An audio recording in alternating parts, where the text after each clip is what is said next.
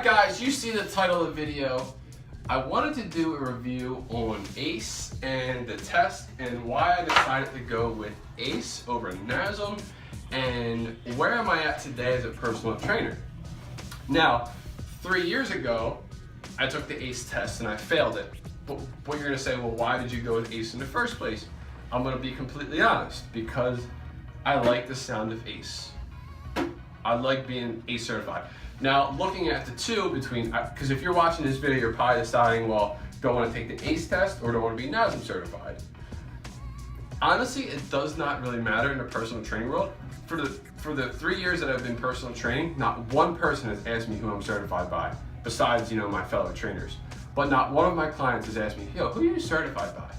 So I wouldn't put too much emphasis on, whether you're gonna be successful being an ACE trainer or a NASM trainer. It all comes from, do people like you and can they get along with you?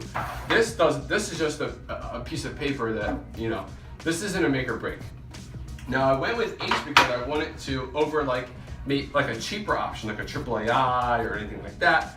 I wanted the confidence of, now knowing what I know now, I'll get back to that.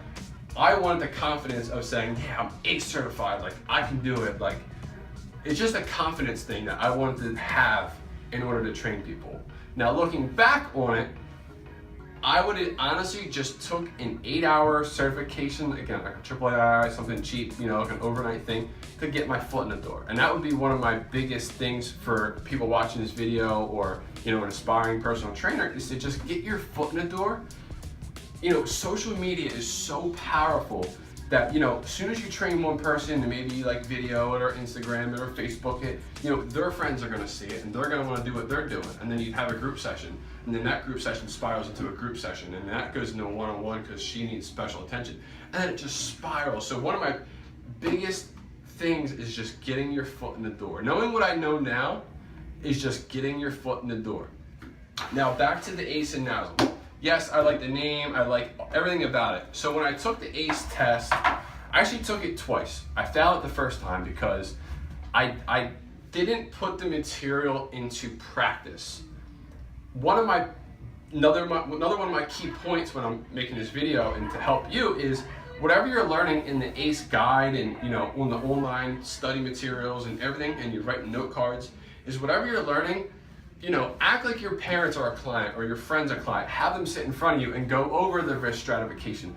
Go over, modification behaviors and the IFT model and where would you place them as far as if they were a new client walking in your door. Where would you put your mom? If she was a client and she, maybe she's got high blood pressure and diabetes and, she's sedentary and yada, yada, yada, write down how many risk factors she has and where she would be on the IFT model and what kind of assessments you would do, and then actually apply it. Then do the assessment on her. It might be a little awkward, but practice that role, because that's where I really separated when it came to the test and the actual study material itself. When I was studying the first time, I wasn't doing that. I was taking notes, I was kind of listening to music. I was kind of doing it because I love working out. I thought I was one of those guys that thought he knew everything. Like, oh yeah, this is just certification. I know how to do bicep curls and, okay, cool, flip, flip, flip, flip, flip. Now again, back to the flip, flip, flip. Yes, I would definitely suggest that because ACE fluffs a lot of stuff. Like, I remember taking, going over the yoga section of the ACE study manual. There wasn't one yoga question on the test. Not the first time I took it and not the second time. And I studied that. That was one of my hardest sections was, learning about what yoga does what and who would do this and, the mind body. It's not important. The key factors is, can a new person walk into your office, you sit down, know where they're at as far as the IFT model, what kind of risk stratifications they have, learn about the special population, lower back pain, fibromyalgia, diabetes, learn about the assessments, the bulk and wear test, the overhead press, like all the assessments.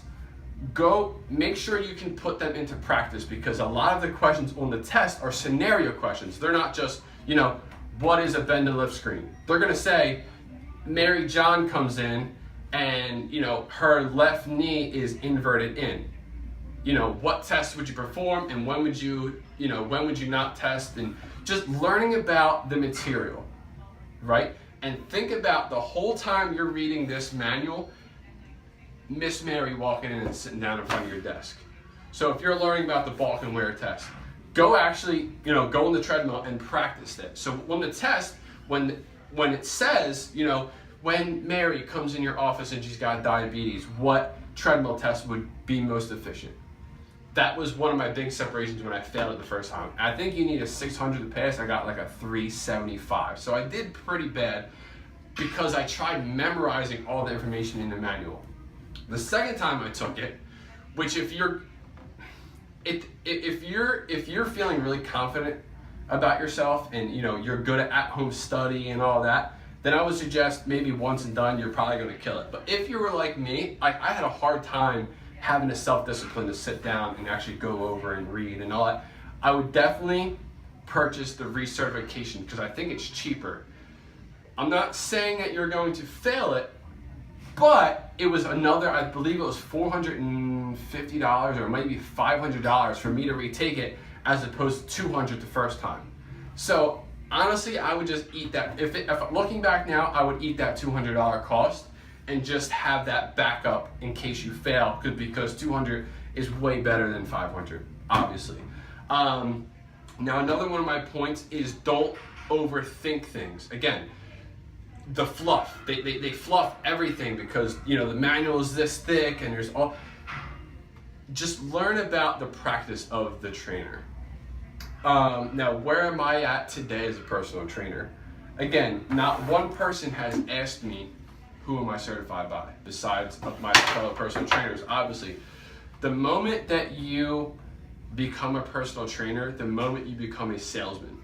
Now, how you take that role on depends on what kind of genes you have or where you want to go in life, and your actually entrepreneurship. Because when you're a personal trainer, you are an entrepreneur. This is not a 9 to 5. This isn't a, okay, I have a career, I'm making 50 grand a year, cool. What they don't tell you about being a personal trainer is it is a grind. I don't care who you are, what kind of trainer you are, I don't care what facility you work in, it is a grind. From the moment you wake up, you sell, you try to funnel people in, the more you can get people to like you, again, the more your circle grows and the better off you're going to be. The personal trainers that you see are successful are probably pretty nice people, and or they can sell a lot, or they just position themselves right. But if you're looking to work at, say, like a chain gym, like a Giant or a Retro or an LA, I mean, it's just a grind. That's all. I'm gonna leave it to right there. If you want to become a personal trainer, now you can do this as a part-time, kind of like a little cash flow thing. All right, cool, I train a couple people and leave. But when you sign up to be a personal trainer, now all of a sudden your book's empty. You have to build your clientele in order to become, obviously bring more income and be more successful, as opposed to just, okay, great, I don't care if you have a bachelor in science plus A's NASM, ACSM, I don't care if you're certified by the best companies in the world. That doesn't matter if people don't sit in front of you, can have a normal conversation and can vibe and like you and trust you enough to give you their money and trust you enough that you're going to help them get to where they want to be, and you're not just some scumbag that looks at his biceps and abs every 3 seconds. So without making this video too long, if you have any more questions, I hope this video helps, because I know when I was taking the ACE, I like that little bit of reassurance. I looked on YouTube and watched a few reviews. So I hope this video really helps a lot of people out there if you're looking to become a personal trainer. Get your foot in the door. That's all I'm gonna say. Get your foot in the door, get started, see if you like it, and just build. Set the groundwork and just build. Build your clients, build your certification, build your knowledge, build your own personal self-esteem and brand, and just, the world is your empire. Whatever you want to put into it is what you're going to get out of it when you're a personal trainer. If you have any questions, please feel free to message me, comment on this video, like it, subscribe, Facebook me at Dan Baldwin Fitness. And for that, thank you for watching. I hope this helps again, and I will see you next time.